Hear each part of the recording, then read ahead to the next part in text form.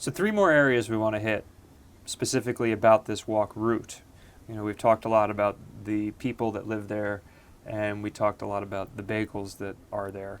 But we want to cover the nature, kind of what the building type is like, and also just a little bit of summation on what Jesse calls the Pigeon People. Mm-hmm. But we'll go first with the Well, parks. you coined it. I've Did just I? been using it You're more. right. I guess I think did. so. You can put the blame on me if it's a problem.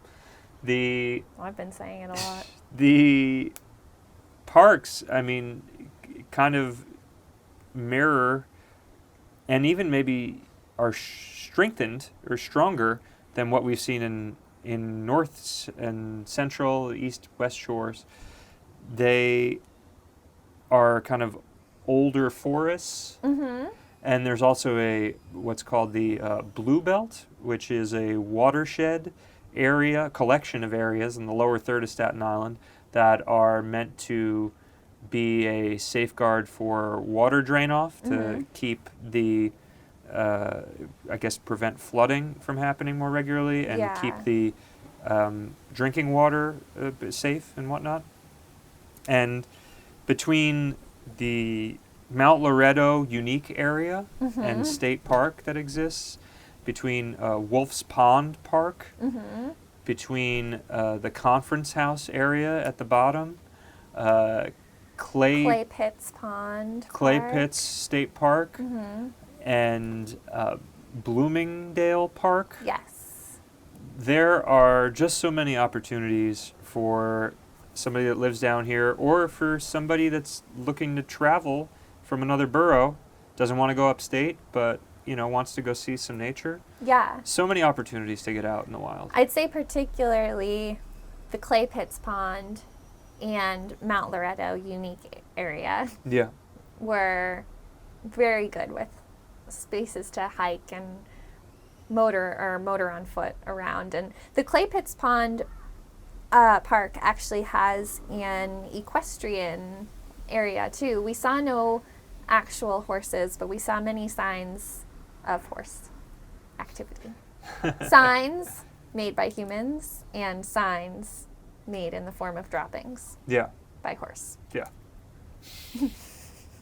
It's mostly hay, it's fine. Yeah, and there was a area where there were chickens and peacocks in cages, which would be fun for kids to visit. Or adults. Yeah, we had a good time. I liked it, we had fun. Yeah.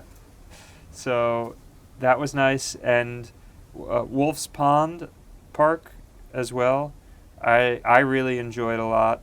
You can see a bunch of that area in the 360 video we made for the week.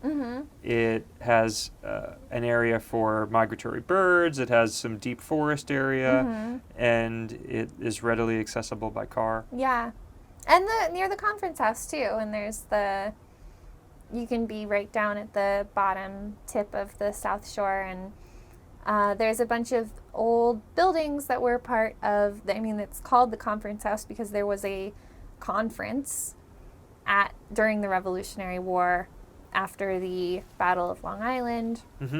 There were some attempts at peace negotiation, and so those old buildings are there, and they're nice to look at. They're not open right now. I think they're open during non-COVID times. I got the impression. Yeah. And there's some forest right around there and beach access. And it's quite nice. It is. It almost feels like a wedding venue. I don't know if there are weddings there. Is. It may well be. And that was kind of the one spot we consistently visited each day this week. Yeah. Because it was at the very bottom of the island, so it felt like a nice place to do the turn. So there's that. And we mentioned the clay pits and the Bloomingdale Park. Those are on the kind of northern side of the South Shore. Right. And so there's a distinct split between that portion and the portion where the Mount Loretto area is, and the Wolf's Pond. The Mount Loretto and Wolf's Pond area there's a lot more residences around it, it would seem, whereas there's much more industry towards the south end, and then the parks, and then not as much generally residential that seem to exist up there. So, all in all, just more fantastic space to visit for those looking for a city getaway. Or if you were living there, just an opportunity to connect with nature on a more regular basis. Yeah. So there's that. And then there were the houses that kind of occupied down there. And I guess just in general, talking about the profile of the buildings, there are a lot of mall areas. So, you know, I don't know. Kind of smaller, though, than... Like on the more northern and central parts of Staten Island, I feel like there were like these bigger industrial mall areas with like big strip malls. Yeah. And then in the southern shore, it felt more like there'd be like a plaza. Yeah. Where there's, you know, like a Walgreens and a Starbucks and a bagel shop and a bakery and a deli, and like that's it. Yeah. And then there'd be another one like a few miles away. Yeah. But not this like different than the central Staten Island where there's like an expanse of like an actual mall. Yeah. There's that one, the Staten Island Mall, I believe is what it's called. Right. That we would go by pretty routinely because it was plop in the middle of many of our routes the first 3 weeks. Here there were these plazas Jesse's referring to, and then there were also a number of smaller town feelings, particularly along Amboy Road, which you mentioned earlier. There's Arthur Kill to the north of this area, Amboy's in the middle, and then Highlands at the bottom. And walking down Amboy, a lot more, I don't know if they're officially historical designation homes, but they have that feel. And just a lot of homes that had awards. That's right. Yeah. They just have a little plaque that says award. Yeah. And just again, these small town feels where it's several blocks of like a pizza place, a convenience store, you know, maybe a dance studio or something like that. And then that's reminding me that on those streets, multiple times we saw the same group of young boys, like 7 to 10 years old, all with their bikes, sitting outside of this pizza place.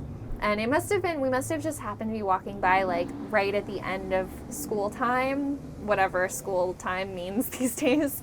But yeah, it was so funny. And they were like, they seemed like they were just like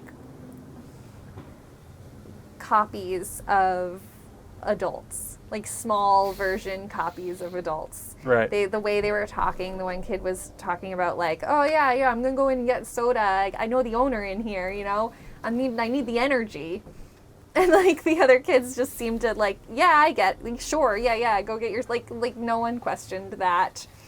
At one point they were riding their bikes behind us and yelled out, hey, you want to move to the side? There's a bunch of kids coming right here. Yeah, stay right there. They're like 7 years old.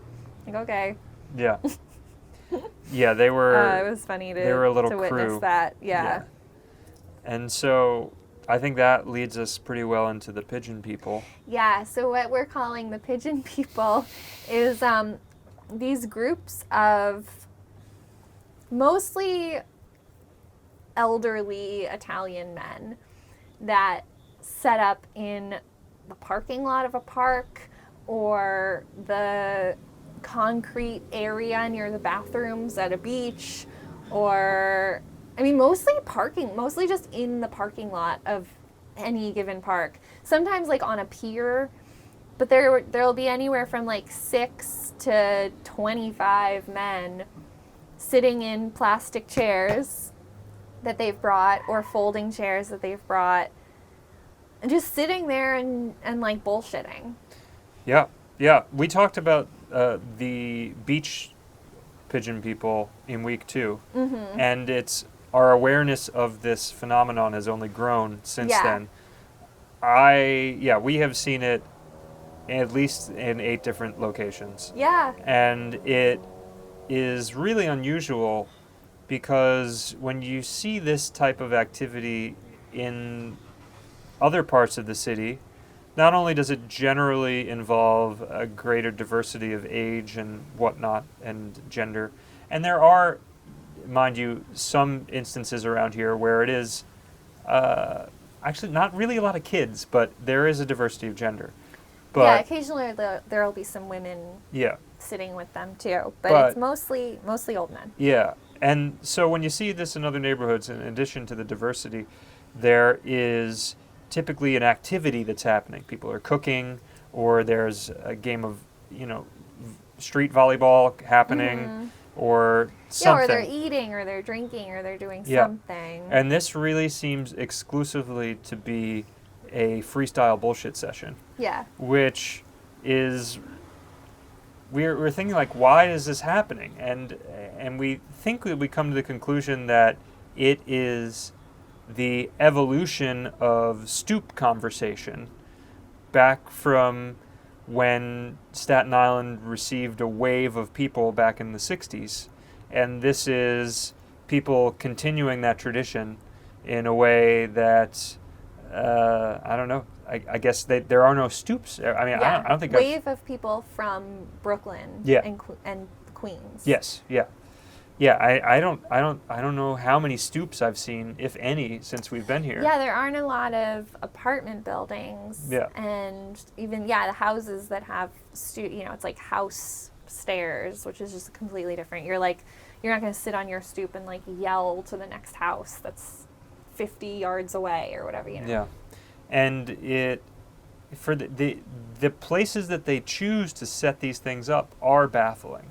I mean, right in the middle of the parking lot when there is readily available grass anywhere, or on the pathway of a park rather than the grass on either side, so that people come and walk through. Yeah. It's just like it almost feels like there is an element of needing to take up space that's generally meant for navigating around that fulfills it in some way. Right. And well, it's kind of like, it feels a little bit like tailgating without the whatever part of tailgating is eating. Right. Gating, I guess. They're still like at the tail of their car. Yeah. Kind of, like they're like, at any moment they could just like go into their own private space, like which kind of relates to the stoop thing too, where it's like at any moment you could just like go back into your apartment. Yeah. So like at any minute you could just like go in your car, I guess. Yeah. And we were thinking how this might evolve into future generations, and something we did see at a couple of locations was dog runs being very popular. Mm-hmm. There was one where a whole community was getting a dog run up to speed after being closed for COVID for a really long time. And there was this other one we passed where we passed it at 8:30 at night, and there were still 3 men and 3 dogs in complete darkness with a tent set up where earlier in the day, and we only really know that it was early in the day because we passed it earlier in the day a couple of days later, there were maybe 20 people there with 20 dogs. Yeah. And it was just a community event to go down and hang out, and it seemed... It's kind of cool. I like that. Yeah. It's because I definitely pay attention to the dog runs everywhere because I like dogs and we don't have one. And when you walk by a dog run in Manhattan or Brooklyn, it's usually a lot of like small dogs sort of interacting with each other. The owners talking to their dog and looking at their phone, but not talking to the other owners. Like you rarely see dog owners interacting with each other, but you often will see a dog owner like, "Hey, Sparky, get away from her. Stop it." Like not really looking at the owner, but like, sorry. But like this like weird, awkward, like very city, like I don't want to be your friend. And then in what we've noticed here is like, these community like this, like there'll be a tent set up and chairs around.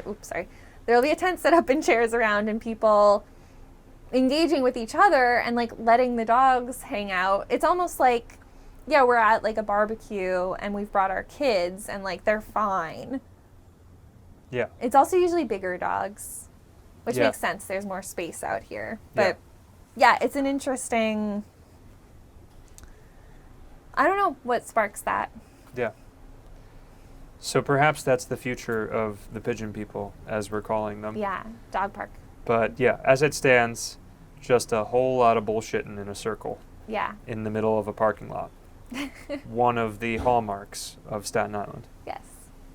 And with that, that will conclude our Staten Island time. Yeah, I think that's all we have to talk about right now. Yeah, so pleased to have been able to be out here. Mm-hmm. If it weren't for this project, we never would have experienced anything like this. Yeah. And it's been great. We didn't even really address where we're sitting right now. But if you want to learn more about where we are, you should just go back and listen to last week's episode. Yeah, it'll tell you all about where we stayed in this really awesome intentional community on Staten Island. And yeah, you can go back to last week and hear all about that. Yeah. But thanks so much for watching and or listening. If you like this, please like it in a virtual way and send it along to people, subscribe. We do this every Tuesday. We also have the 360 videos that we release every Saturday of our walk. We have pictures a lot up on Instagram. You should check those out. It includes some pictures of the different political signs this past week that we saw, which are crazy and definitely worth checking out if you haven't seen them. And as we mentioned at the top of the show, we're going to have the clothing up soon. So we just keep on creating different stuff for you all, and we hope you like it. And if you do, please let us know, because it helps us keep doing this. Yeah. So thanks so much for watching. Until next time, take care. Bye-bye. Bye.